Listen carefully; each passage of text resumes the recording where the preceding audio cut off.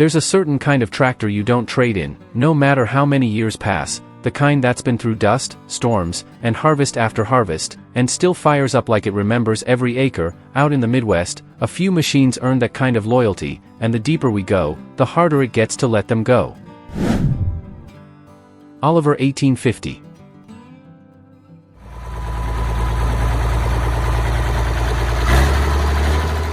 There was something about the way an Oliver 1850 sat in the field, low, steady, almost patient, painted in that deep meadow green with white wheels dusted in dry soil. It didn't try to impress anyone, it just showed up every morning and went to work. By the mid-1960s, when this tractor first rolled out, it carried around 92 horsepower at the PTO, more than enough for a 5-bottom plow cutting through heavy Midwestern ground. You'd hear that Waukesha diesel settle into its rhythm just after sunrise, a smooth, confident hum that didn't strain, didn't complain, whether it was pulling tillage equipment in the spring or running a baler in the heat of July. The 1850 handled it like it had done it 1,000 times before. Back then, it cost somewhere in the range of $8,000 to $9,000 depending on how it was equipped. That wasn't pocket change. For many families, it meant sitting at the kitchen table, running numbers late into the night, deciding if this machine would carry the farm forward, and more often than not, it did. What made the 1850 special wasn't just its strength, it was its balance. Not too big,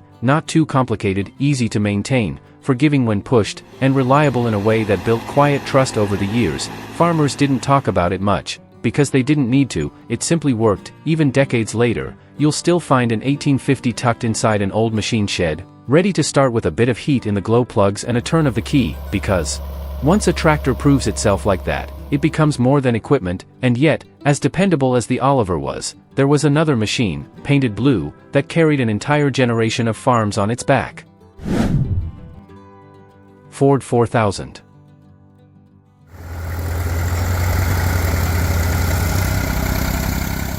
Some tractors didn't need size to earn respect, they earned it in the hours no one counted. The Ford 4000 was one of those machines, not flashy, not oversized, just a solid blue tractor that felt right at home the moment it rolled into the yard. Introduced in 1965, it brought around 52 horsepower to the PTO, but it used every bit of it wisely. You'd see it hooked to a mower along a fence line, pulling a rake through windrows of hay, or easing a wagon back into the barn just before a summer storm.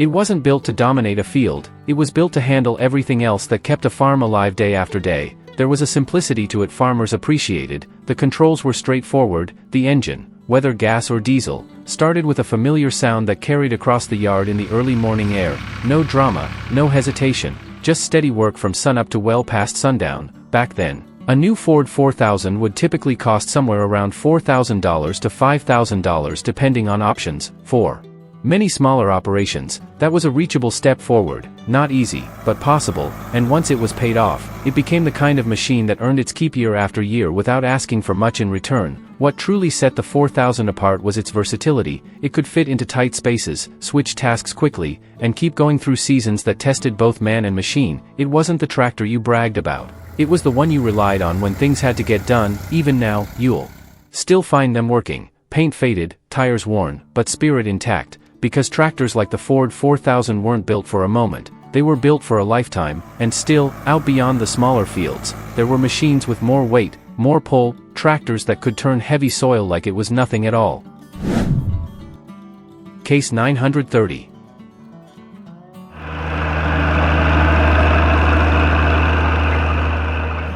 Before the cab, before the comforts, there were tractors that felt like raw strength on steel. The Case 930 was one of them, tall, heavy-set, finished in that unmistakable desert sunset orange. It didn't just enter a field, it owned it. Introduced in the early 1960s, the 930 brought roughly 80 to 85 horsepower to the PTO, and it delivered it with a deep, steady pull that farmers trusted when the soil turned stubborn. You'd see it out on open ground, hooked to wide tillage tools, walking through hard clay like it had something to prove. The engine didn't race, it dug in, slow, deliberate, powerful. Climb up onto that platform and you felt the machine beneath you. No insulation from the world, just the sound of the diesel and the feel of the land through the seat, dust in the air, sun at your back, and that long hood stretching out ahead like a promise of work that would get done before nightfall. When it first hit the market, a Case 930 typically sold in the range of $9,000 to $11,000. Depending on setup, that was serious money, the kind of purchase that meant betting on bigger acres, longer days, and the belief that this tractor could handle it all, and for many, it did exactly that. What made the 930 stand out wasn't just horsepower, it was torque, that low-end pull that kept it moving when other machines might falter. It didn't need finesse, it needed ground, and plenty of it, even today. When one fires up, there's a presence to it, a reminder of a time when farming demanded muscle, and machines answered with iron and grit. But as strong as the case was in the open field, there was a tractor that brought both power and refinement together, and it would go on to define an entire era. International Harvester 1066.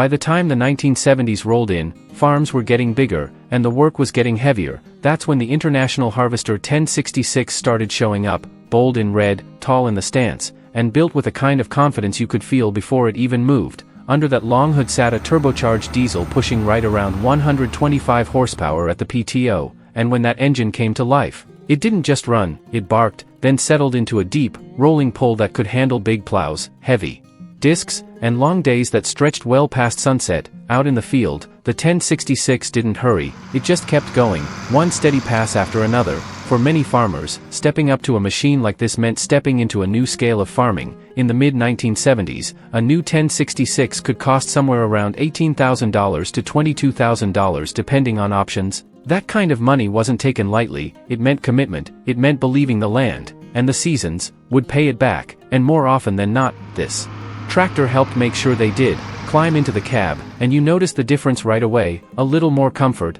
a little more protection from the wind and dust, but it still felt like a working machine. You could hear the turbo spool, feel the weight of the implement behind you, and know you had the power to finish the job. What made the 1066 unforgettable wasn't just its strength, it was its presence. It became the tractor neighbors noticed, the one that signaled a farm was growing, pushing forward, taking on more ground. Even now, decades later, that red paint still shows up in fields and at auctions, engine strong, frame solid, ready for another season. And yet, even with all that power and progress, there was one machine that farmers trusted in a way that went beyond numbers, a tractor that didn't just work the land, but became part of the family itself. John Deere 4020.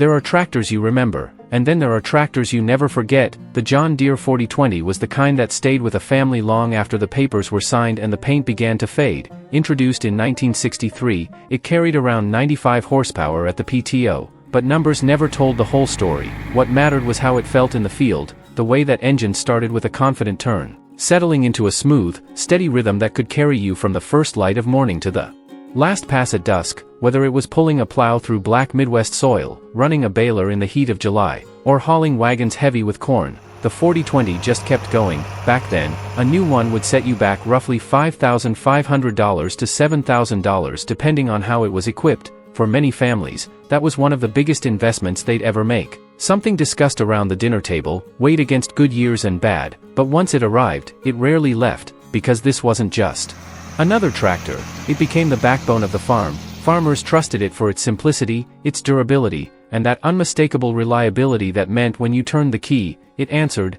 No hesitation, no excuses, just work. Over time, it became more than green paint and iron. It became the tractor a father handed down to his son, the one that taught a generation how to work the land. Even today, you'll still find 4020s out there doing honest work, their engines echoing across fields that haven't forgotten them, because in the end, some machines don't just last, they become part of the story itself.